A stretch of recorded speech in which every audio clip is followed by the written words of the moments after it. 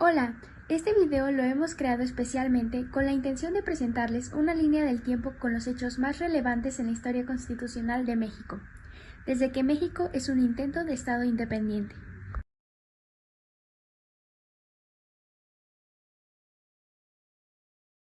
Reformas borbónicas. Bandos dictados en la ciudad de Guadalajara, 5 y 6 de diciembre de 1810. En el inicio de la independencia, Miguel Hidalgo proclamó lo que se puede considerar como los primeros derechos de libertad proclamados en esta lucha. El primero fue la devolución de las tierras a los indígenas, las cuales habían sido arrendadas. El segundo ordenaba la abolición de la esclavitud y suprimió a su vez los tributos impuestos a las castas y a los indígenas. Este decreto se ha considerado como el primero que suprime la esclavitud en nuestro país. Constitución del Cádiz, 1812. Con la intención de mantener la unidad del Imperio español ante la invasión del ejército francés de Napoleón Bonaparte, se crearon las juntas de gobierno por parte de los representantes locales, quienes asumieron el ejercicio de la soberanía y la resistencia ante el invasor. De esta manera, se reconoció como máxima autoridad a una Junta Suprema Central Gubernativa del Reino, conformada por diputados de todos los territorios del imperio que buscaban proclamar a los dominios americanos como parte de la monarquía y no como colonias americanas. Y así, en septiembre de 1810, en el puerto del Cádiz, se iniciaron las sesiones conformadas por 21 representantes, que culminarían con la promulgación de la Constitución Política de la Monarquía Española, para el buen gobierno y recta administración del Estado. Esta Constitución contenía principios liberales y democráticos, que atacaban el absolutismo y aceleró en la Nueva España la desaparición de las estructuras políticas y sociales del antiguo régimen. Algunos de sus principios constitucionales más relevantes fueron: la nación española es la unión de todos los países, tanto de Europa como de América. La soberanía reside en la nación. La nación española es libre e independiente. La nación está obligada a conservar y proteger los derechos legítimos de todos los individuos. La religión de la nación española es la católica. La división de poderes se divide en ejecutivo, representado por el rey, el legislativo, a través del rey y las cortes, y el judicial, por medio de los tribunales. Defiende al ciudadano otorgándoles derechos y obligaciones. Se publicó el 19 de marzo de 1812. Consta de 384 artículos. Tuvo vigencia en Nueva España durante 2 momentos. El primero fue a partir de septiembre de 1812, por un año, y de mayo de 1820 a febrero de 1822, debido a que los virreyes no querían gobernar de acuerdo a esta norma.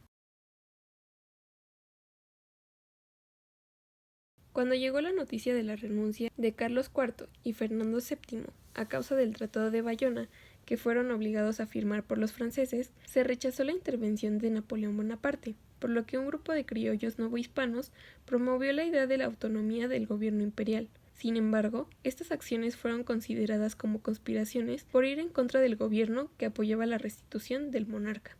Estas acciones fueron el origen de la revuelta insurgente, liderada por Miguel Hidalgo e Ignacio Allende en septiembre de 1810. Durante este tiempo se realizaron propuestas para organizar un gobierno autónomo. Los documentos más trascendentes fueron los siguientes: Elementos de nuestra Constitución, 1812, Ignacio López Rayón. Entre sus principios se encontraba: única religión, la católica. La América es libre e independiente de toda otra nación. La soberanía emana del pueblo, reside en Fernando VII y su ejercicio en el Supremo Consejo Nacional Americano. Prohíbe la esclavitud y la tortura. Establece la libertad de imprenta en temas científicos y políticos. Divide el poder en ejecutivo, representado por el rey, legislativo, que emana del Supremo Consejo Nacional Americano, y en judicial, a través de los tribunales. Esta propuesta causó una división entre los insurgentes, al reconocer como monarca a Fernando VII, por lo que José María convocó a un Congreso Nacional en el que presentó su ideario político, en el que se pronunció a favor de la independencia de la monarquía española, el cual es el siguiente: Sentimientos de la Nación, 1813, José María Morelos y Pavón. Sus principales principios eran: América es libre e independiente de España y de otra nación, gobierno o monarquía. La religión católica es la única. La soberanía emana inmediatamente del pueblo. La división de poderes se conforma en el legislativo, ejecutivo y judicial. Todos son iguales ante la ley, y rompió todo vínculo de poder con España. Constitución de Apatzingán.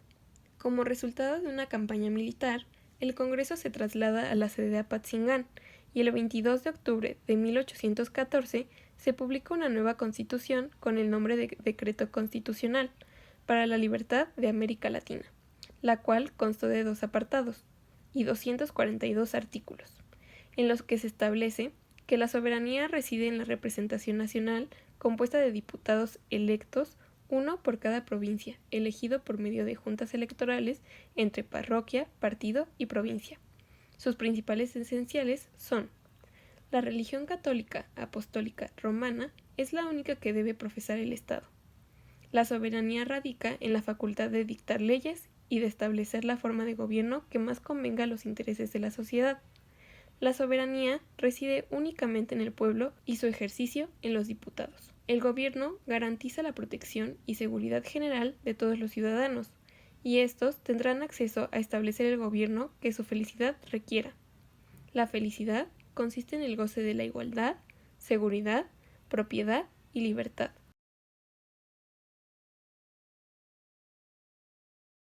La Guerra de Independencia finalizó formalmente con la firma del Plan de Iguala, el cual fue un acuerdo entre insurgentes y militares del ejército español, que proponía el establecimiento de un gobierno monárquico moderado con autonomía de España, y se ofrecería la corona a un miembro de la Casa Imperial. Este se llevó a cabo por Agustín de Iturbide con la ratificación de Vicente Guerrero. El Plan de Iguala fue ratificado por los tratados, firmado por Juan de O'Donojú y Agustín de Iturbide. Fue modificado en un aspecto trascendental, ya que en él se establece que en caso de que Fernando VII o alguno de sus hijos no aceptara el cargo, sería llamado a reinar y en el imperio designar, lo que abrió paso a que Agustín de Iturbide se proclamara más tarde emperador de México. Al igual, con los tratados de Córdoba se integró una junta provisional gubernativa, que inició sus sesiones el 22 de septiembre de 1821, la cual promulgó el Acta de Independencia del Imperio Mexicano, declarándose soberana e independiente de España, y nombró una regencia para organizar las labores de gobierno, que también elaboró bases constitucionales, las cuales eran la base para redactar la constitución del nuevo imperio mexicano. Sin embargo, a causa del descontento que existía por la forma apresurada en la que se nombró emperador a Iturbide, los liberales planeaban una conspiración en contra de este para desconocer y nulificar su elección, así como para proclamar un gobierno republicano, y en consecuencia, Iturbide desintegró el Congreso establecido en Texcoco por parte de los liberales e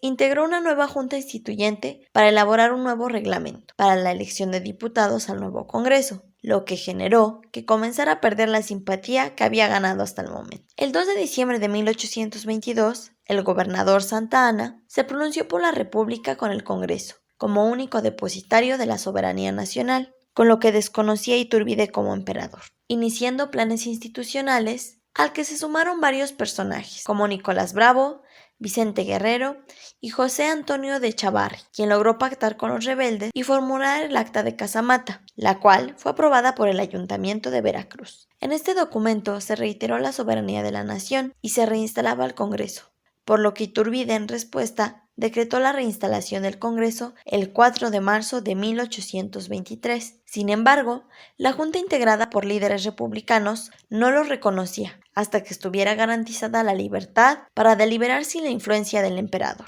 razones por las que la fuerza rebelde avanzó, ocasionando así la abdicación y exiliación de Iturbide, dando por terminado el primer imperio mexicano. Posteriormente, el Congreso nombró a Nicolás Braga, Guadalupe Victoria y Pedro Celestino para que integraran al Poder Ejecutivo. Ellos impulsaron la convocatoria para la creación del Congreso Constituyente. Con este gobierno provisional se convocó a un segundo Congreso Constituyente, que se instaló el 2 de noviembre de 1823, el cual enfrentó una disyuntiva entre la Federación o la República Central. Sin embargo, ya existía una tendencia hacia el federalismo, con el llamado voto del Congreso, en el que se establece que la nación sería una república, representativa, popular y federal, razones por las que el Congreso emitió el Acta Constitutiva de la Federación Mexicana, el 31 de enero de 1824, en la que formalmente se establece el Pacto Federal y el gobierno republicano. El acta se componía por 36 artículos, divididos en 9 partes. En este se establecía la forma de gobierno, división de poderes, poder legislativo, poder ejecutivo,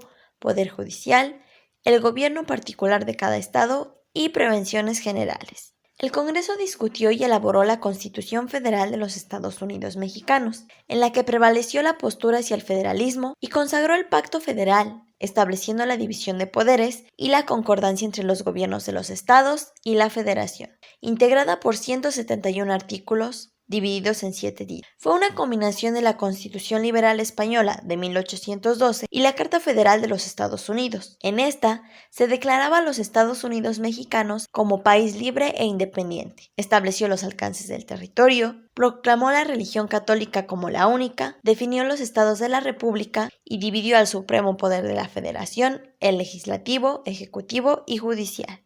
El 30 de marzo de 1833 fueron electos como presidente y vicepresidente Antonio López de Santa Anna y Valentín Gómez Farías, quienes se enfrentaron al rezago económico del país a causa de la lucha entre grupos políticos que pertenecían al federalismo o centralismo y levantamientos a causa de los intereses del clero. Por esto se tomaron medidas en las que se disolvió a las milicias cívicas locales, que se consideraba restringían la soberanía y fortalecían la capacidad de injerencia del gobierno nacional. En respuesta a esto, se proclama el Plan de Cuernavaca, en el que se reconoce a Santa Anna como única autoridad. Sin embargo, mediante un circular, este afirma su apego por el Pacto Federal y deja en manos del Congreso la decisión sobre la organización del país, quien aprobó el proyecto de bases constitucionales en las que se establecieron los lineamientos que reorganizarían al país en una república central.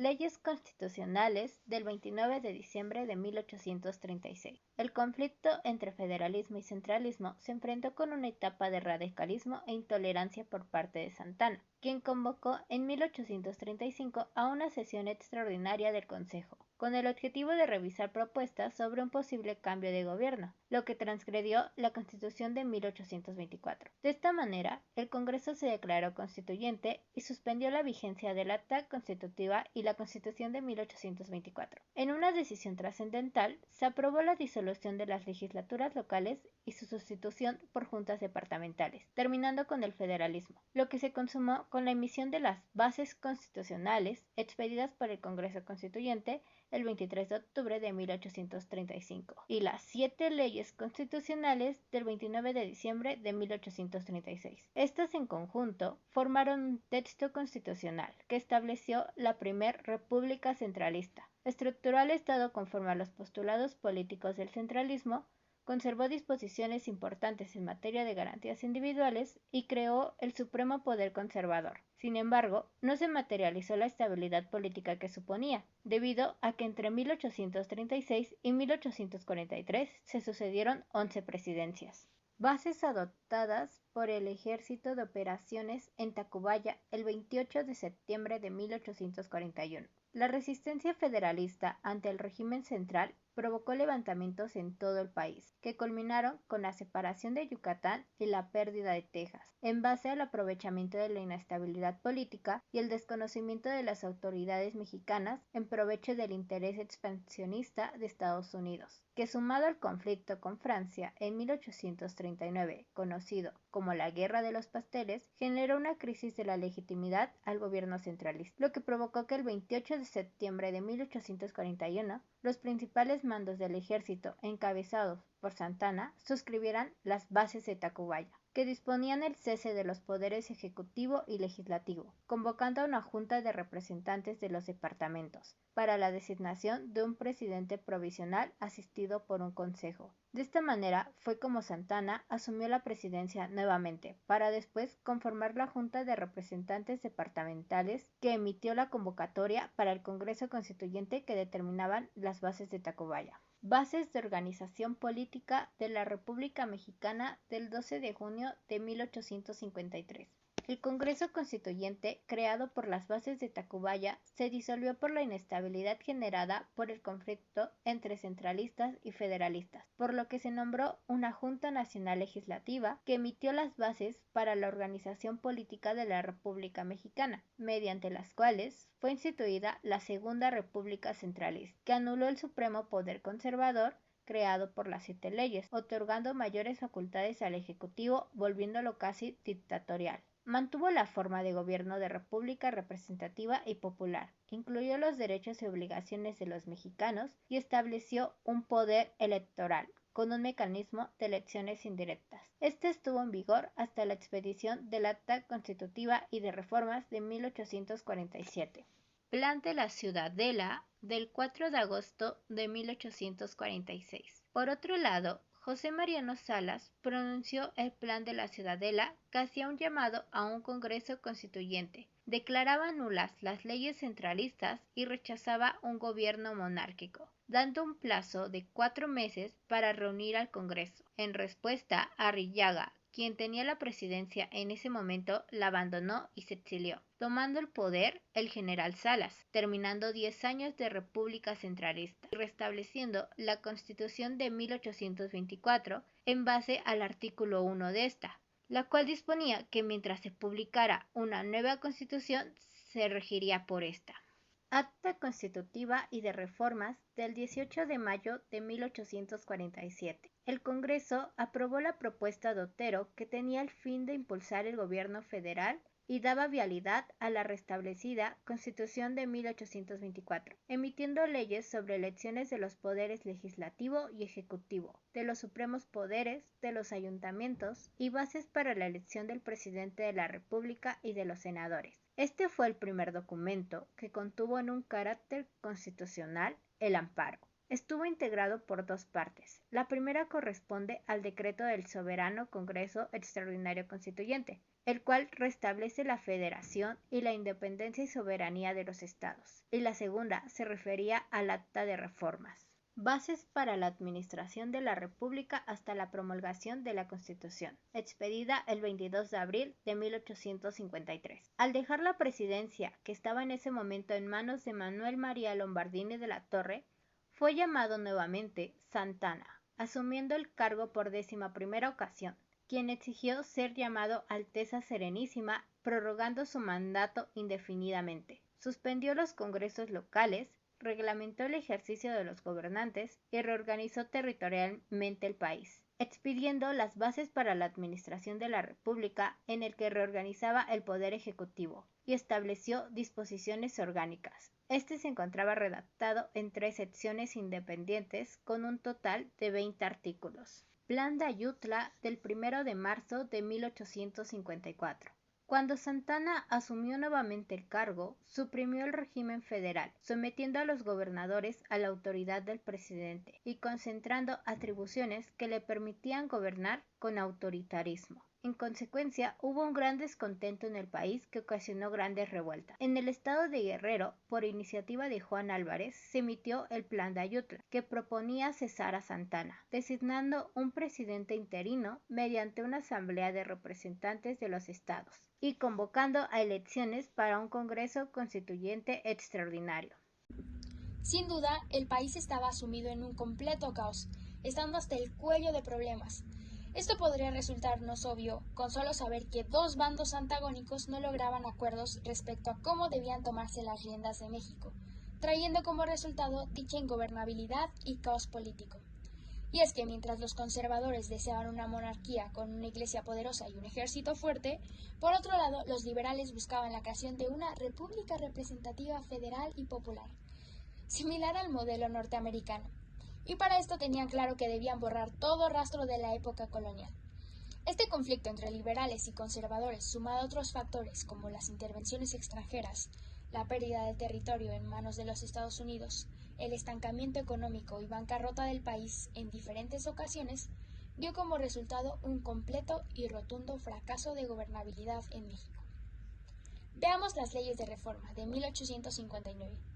Estas son la culminación de un proyecto reformista, término que alude a la cuestión religiosa que se venía intentando desde la independencia misma del país. Con ella se pretendió mermar el gran poderío de la Iglesia Católica, ya que poseía gran parte de las tierras, detentaba un poder económico superior al del gobierno mexicano, tradicionalmente tenía una influencia política importante y además representaba la guía religiosa de la población. Las leyes de reforma fueron las siguientes.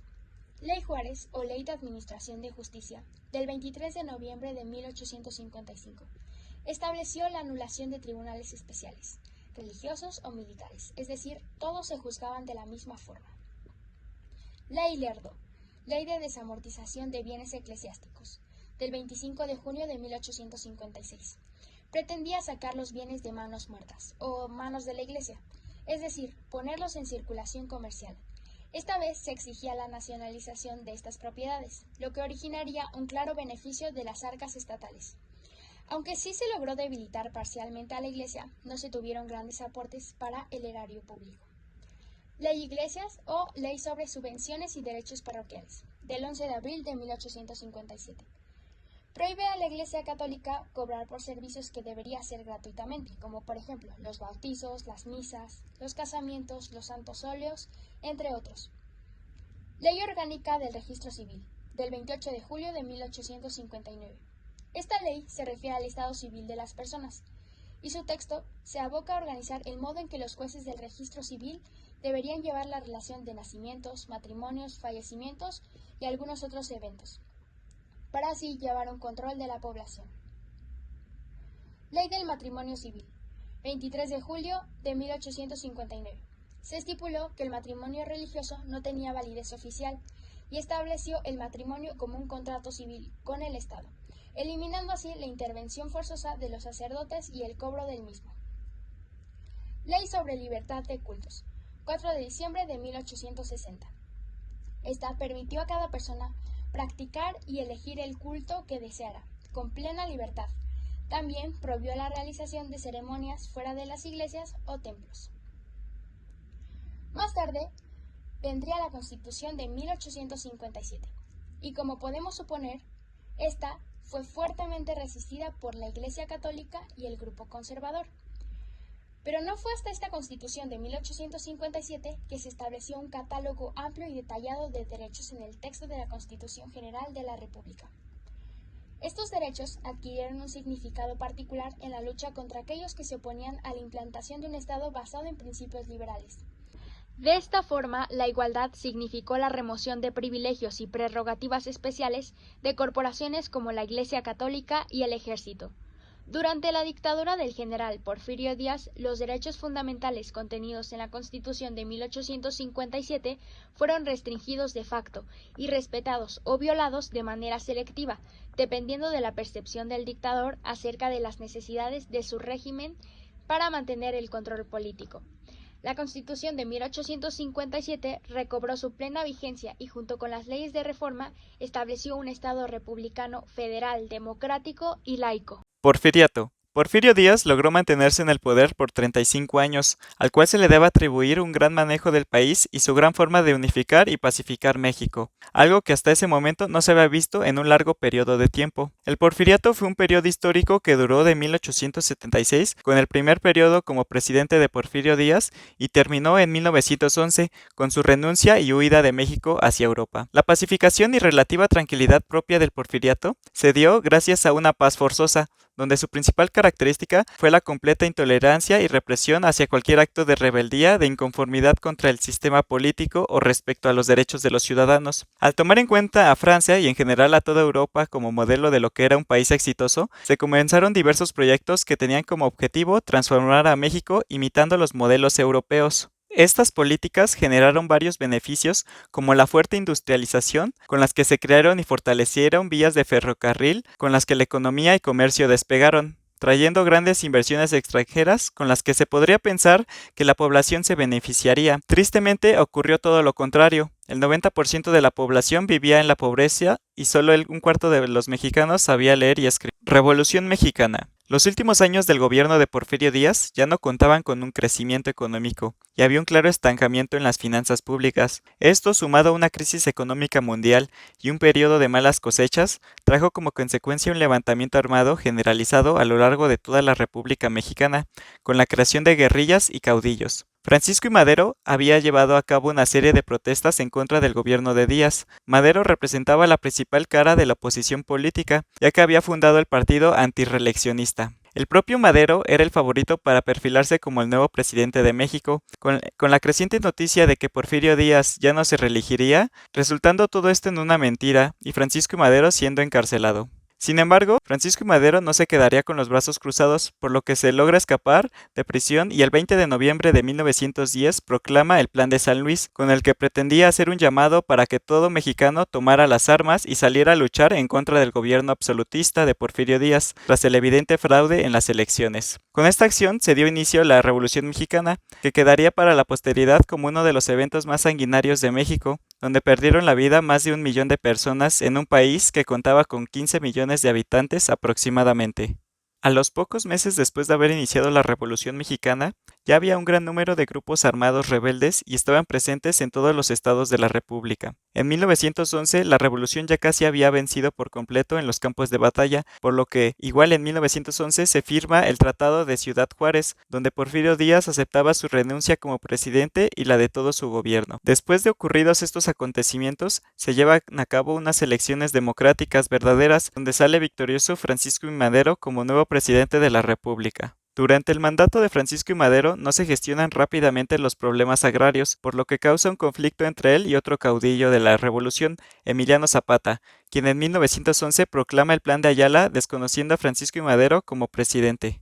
Se inició un nuevo conflicto donde entraría el personaje del general Victoriano Huerta, el cual se ganaría la confianza del presidente Madero por sus marcadas victorias en el campo de batalla. Pero Victoriano Huerta traicionaría la confianza de Madero dando un golpe de estado contra el gobierno el 9 de febrero de 1913, trayendo como resultado casi 10 días de enfrentamientos en la Ciudad de México, a lo que se les conoce como Decena Trágica, lo que terminaría en el asesinato de Francisco Madero y el fin del primer gobierno de la Revolución. Conforme llegó la noticia de la traición hacia Madero, su asesinato y el nuevo gobierno ilegítimo de Huerta, los diversos grupos de caudillos, que aunque tenían muchas diferencias entre sí, se reunieron en 1913. Venustiano Carranza proclamó el Plan de Guadalupe, donde el propio Venustiano Carranza, Álvaro Obregón, Francisco Villa y Emiliano Zapata, entre otros, se unieron bajo una misma bandera del constitucionalismo para derrocar el gobierno de Victoriano Huerta, ya que estaban convencidos de que se debía recuperar la legalidad que había sido arrebatada, aunque tuvieran sus propias diferencias ideológicas entre ellos.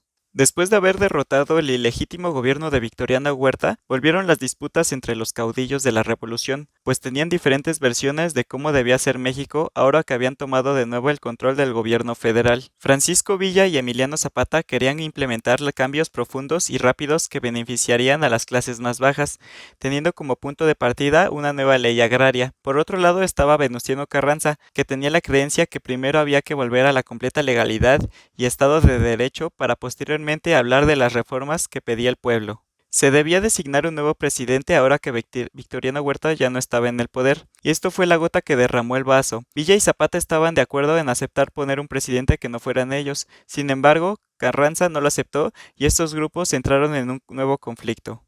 Ocurrió una guerra de facciones, donde Venustiano Carranza, con ayuda de Álvaro Obregón, se enfrentaron contra los ejércitos de Emiliano Zapata y Francisco Villa. En esta batalla terminaría victorioso el bando de los constitucionalistas. Los ejércitos de Villa y Zapata ya no representaban una fuerza influyente ni que se tuviera que tomar en cuenta. Los ejércitos insurgentes zapatistas y villistas habían sido militarmente derrotados y estaban arrinconados en unas cuantas ciudades, por lo que Venustiano Carranza se convirtió en el gran vencedor de la Revolución Mexicana, teniendo vía libre para el fin poner en marcha su proyecto de nación. Congreso Constituyente. Al tener el camino libre, Venustiano Carranza sabía que debía ser creada una nueva Carta Magna para construir lo que sería el México posrevolucionario. Venustiano Carranza no demoró mucho para poner en marcha sus planes y así, en septiembre de 1916, convocó a elecciones de diputados para integrar el Congreso Constituyente, que se llevaría a cabo en diciembre de ese mismo año en la ciudad de Querétaro. Los diputados que integrarían el Congreso Constituyente fueron elegidos de todo el país y el número de diputados que representaría a cada estado era determinado por la cantidad de habitantes de cada entidad federativa. Esto trajo como consecuencia que los estados con mayor índice de población serían los que tendrían mayor cantidad de diputados. Lamentablemente, algunos estados que aportaron y apoyaron más en la lucha revolucionaria no tenían tanta representación como los estados con grandes ciudades.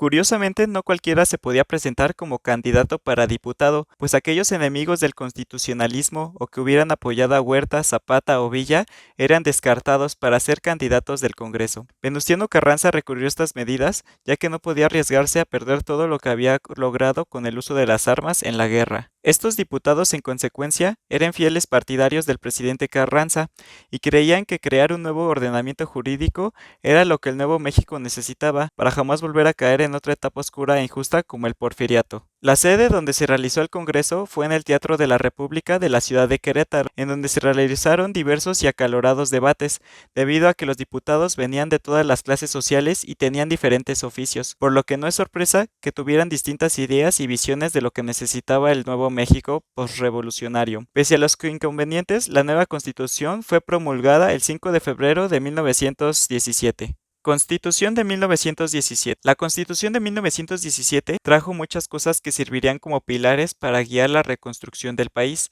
el cual había quedado empobrecido y totalmente devastado por la Revolución. La nueva Constitución contemplaba la existencia de empresas privadas y empresas estatales, lo que resultaba muy innovador para la época. A su vez, los diputados constitucionalistas también avalaron la coexistencia de formas de propiedad individual y colectiva, fomentando la inversión de capitales extranjeros para establecer empresas, trayendo emprendimientos y progreso a México. La Constitución de 1917 tocó el tema de los derechos laborales, siendo la primera constitución en el mundo en contemplar estos derechos, que se ven reflejados en el artículo 123 constitucional, donde esencialmente se pusieron sobre la mesa las jornadas de trabajo de no más de 8 horas, las vacaciones para los trabajadores, la creación de un salario mínimo, el derecho a la organización sindical y huelgas, entre otros derechos que rompieron muchos esquemas para su época. Otro artículo importante a mencionar es el 27, pues este representó la tan anhelada reforma agraria que había sido fuertemente exigida a lo largo de la Revolución Mexicana. Este artículo contempla un reparto agrario hacia los trabajadores e indígenas que habían sido despojados de sus tierras y solo servían como obreros que trabajaban para alguien más. Todo esto se llevó a cabo por medio de la eliminación de las haciendas y la expropiación de estas grandes cantidades de terreno por medio de ejidos y parcelas que fueron otorgados por el gobierno a todos los campesinos. Por último, pero no menos importante, tenemos el artículo 3 constitucional, que establecía como derecho universal para todos los mexicanos la educación gratuita y laica. Este artículo, al ser de los primeros de la Constitución, refleja el claro interés que se quería dar a la educación, la cual históricamente había sido relegada y dejada en segundo plano, pues como ya hemos dicho, solo un cuarto de la población sabía leer y escribir.